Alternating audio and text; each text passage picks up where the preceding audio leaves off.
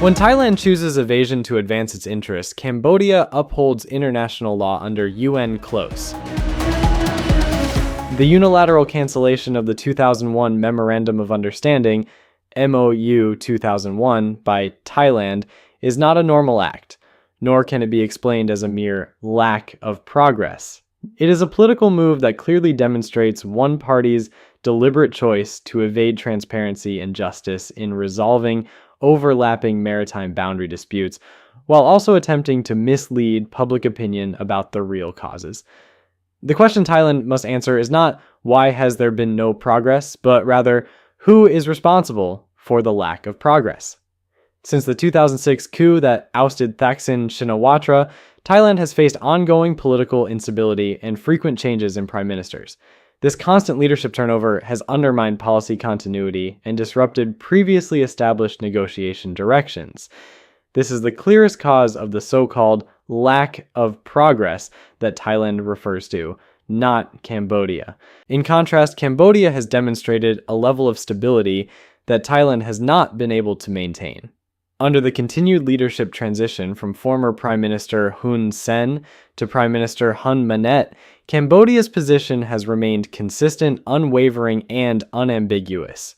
Cambodia does not play political games with national sovereignty, unlike Thailand, which has used territorial disputes with neighboring countries as tools for domestic political gain, as has become increasingly evident in recent times. More importantly, why did Thailand completely cancel the MOU 2001 unilaterally if it truly intended to continue negotiations?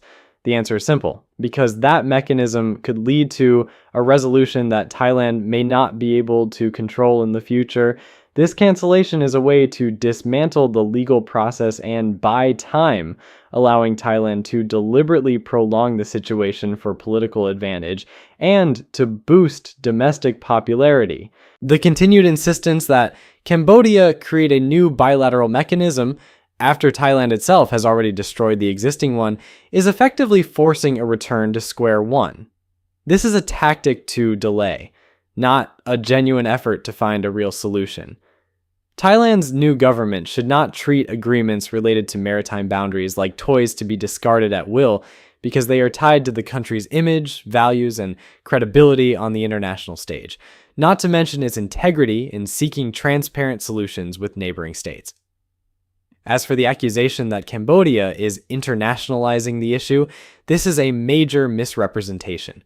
Cambodia is not running away. It is stepping into the international legal system, such as the United Nations Convention on the Law of the Sea, UN CLOS, which provides clear standards and the possibility of impartial judgment by a third party.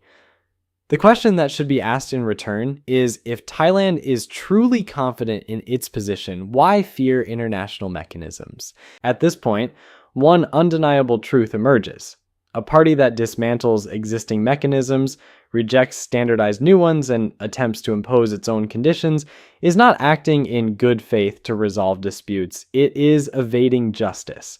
While Cambodia stands firmly on international law, Thailand must decide whether to engage with a system of justice or continue playing political games that the world increasingly sees for what they are. In summary, Thailand's unilateral cancellation of the MOU 2001 cannot be described as a lack of progress. Rather, it reflects the destruction of an existing mechanism and an evasion of standardized solutions.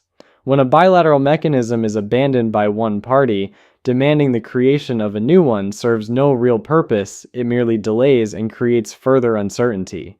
In contrast, Cambodia's decision to pursue international legal mechanisms, such as UN CLOS, is not an act of avoidance, but a decisive step to ensure that any resolution is based on law, neutrality, and genuine justice. Ultimately, the issue does not lie in the mechanisms themselves, but in the sincerity of the parties in seeking a solution.